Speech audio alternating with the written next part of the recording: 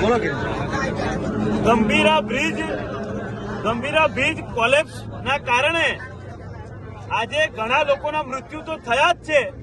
પરંતુ એની સાથે સાથે આણંદ જિલ્લાના કેટલાય યુવાન યુવતીઓના જીવન પર અદ્ધર તાલ થઈ ગયા છે। આજે સવારના સુમારે જે યુવાન દીકરા દીકરીઓ પાદરા તાલુકામાં કંપનીઓમાં નોકરી કરવા માટે જાય, એ લોકોને આખું વાસદ ગોલ ફરીને 50 થી 60 કિલોમીટરનું અંતર કાપીને જવું પડે એવી પરિસ્થિતિ હતી। સામાન્ય જ્યારે બ્રિજ ચાલુ હતો ત્યારે આ યુવાનો આણંદ જિલ્લામાંથી પાદરા તાલુકામાં જતા ત્યારે અડધો કલાક આવવા જવાનો થતો,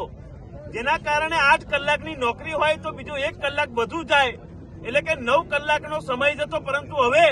3 કલાક આવવાના 3 કલાક જવાના, એટલે સીધા 14-15 કલાક એ લોકોને અવર જવરની સાથે નોકરી પડે। અને સરકાર દ્વારા કોઈ પણ પ્રકારનું ભથ્થું કે કોઈ પણ પ્રકારનું પગાર વધારો કરી આપવાની સૂચના કોઈ પણ કંપનીને નથી આપવામાં આવી, ત્યારે આ બધા જ કર્મચારીઓ આજે આણંદ હાઈવે પર અત્યારે બેઠા છે, ધરણા પર બેઠા છે। આ ઋષિ કંપની જે પાદરા તાલુકામાં આવેલી છે એ કંપનીના કર્મચારીઓ છે, હજુ બીજા પણ કર્મચારીઓ આવી રહ્યા છે। અમારી સરકારને સીધી માંગણી છે કે આ પાદરા તાલુકામાં નોકરી જવા કરતા યુવાન યુવતીઓ જે આણંદ જિલ્લામાંથી જતા હતા એ તમામ લોકોને અલગથી ભથ્થું અને અલગથી પગાર વધારો આપવામાં આવે, નહીં તો 48 કલાક પછી આ જ હાઈવે પર આણંદ જિલ્લાના હજારો યુવાનો બેસી જઈશું